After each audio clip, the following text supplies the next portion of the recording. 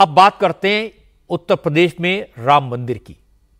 मंदिर मस्जिद विवाद की बड़ी खबर आई है। कुछ लोगों ने दावा किया कि संभल की जामा मस्जिद असल में पौराणिक हिंदू मंदिर को तोड़कर बनाई गई है। जहां भी जामा मस्जिद बनी है वहां पहले हरिहर मंदिर था। यह मामला कोर्ट में पहुंचा और कोर्ट के आदेश पर संभल की जामा मस्जिद का सर्वे भी हो गया।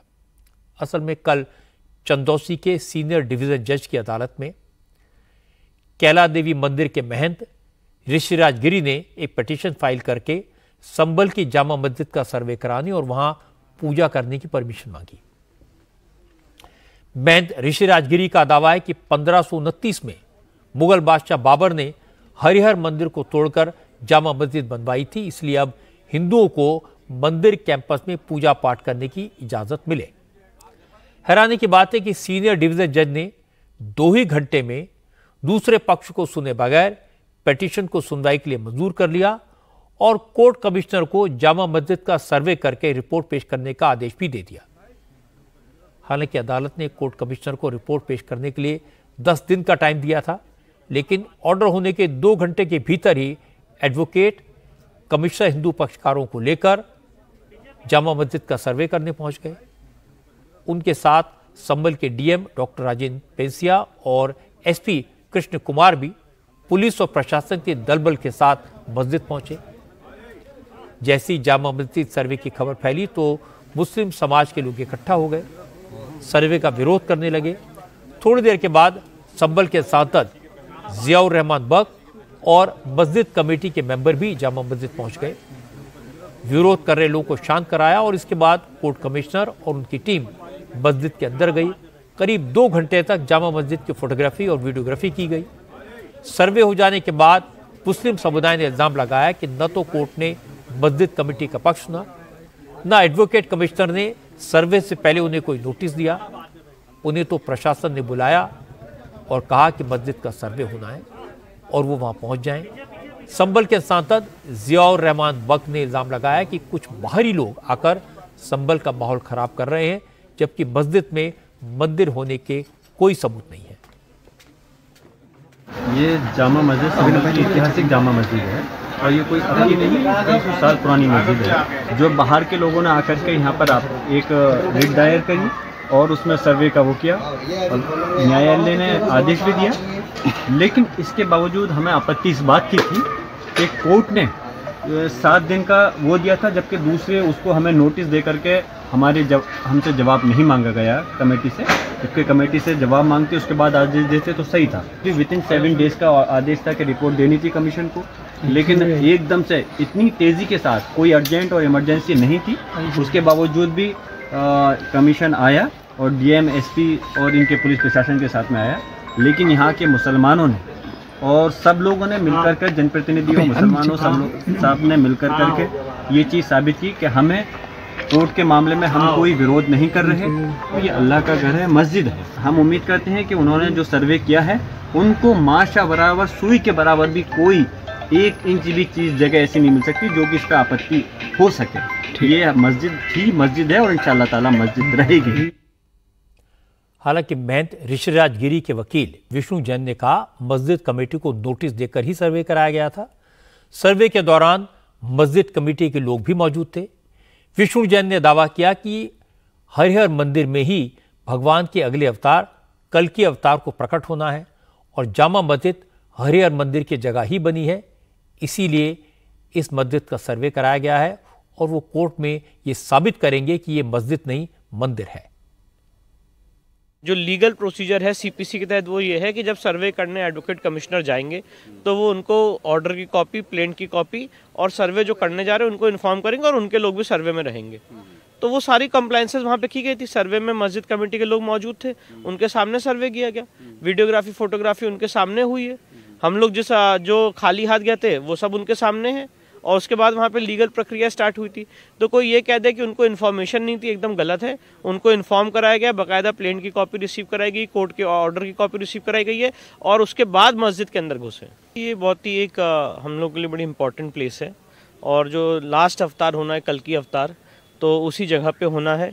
और यहाँ पे हरिहर मंदिर का निर्माण पूर्व में हो रखा था उस हरिहर मंदिर को 1529 में बाबर ने, क्रूर आक्रांता बाबर ने तोड़ दिया और वहाँ पे तथाकथित मस्जिद के निर्माण करने की कोशिश की। मैं आपको बताना चाहता हूँ बहुत जिम्मेदारी से कि एक ASI archaeological survey of India द्वारा संरक्षित स्मारक है पुरातत्व विभाग द्वारा, और ये एंट्री नंबर 250 में ASI की लिस्ट में फॉल करता है। आज ASI वहाँ पे पोजेशन में नहीं है, ASI वहाँ पे कब्जे में नहीं है। ये किस तरह का एक डेमोग्राफिक चेंज हुआ है जो ASI अपने मॉन्यूमेंट की कब्जे में नहीं है, ऐसा आप देश में कहीं उदाहरण नहीं देखेंगे। तो वहाँ पे हम लोगों ने ये सिविल सूट दायर किया सिविल जज सीनियर डिवीजन चंदौसी साहब के सामने, और उन्होंने वहाँ पे एडवोकेट कमीशन के आदेश दिए। कोर्ट के आदेश के अनुपालन में कल वहाँ पे एडवोकेट कमीशन की कार्रवाई शुरू हुई और अभी आगे फर्दर ये कार्रवाई चलेगी। हो सकता है हिंदू पक्ष का दावा सही हो सकता है कि बाबरनामा में इस बात का जिक्र हो कि संभल में मंदिर को तोड़कर मस्जिद बनाई गई, लेकिन ये ऐसी अकेली मस्जिद तो नहीं है जो मंदिर को तोड़कर बनाई गई। मुगल काल में हजारों मंदिर तोड़े गए। इस हिसाब से झगड़ा करेंगे, सारे पुराने मंदिरों पर दावा करेंगे तो अगले 500 साल इसी विवाद में निकल जाएंगे। मुझे लगता है इस तरह का विवाद उठाने वालों को एक बार फिर संघ प्रमुख मोहन भागवत की बात सुननी चाहिए, जो उन्होंने 2.5 साल पहले 2 जून 2022 को कही थी।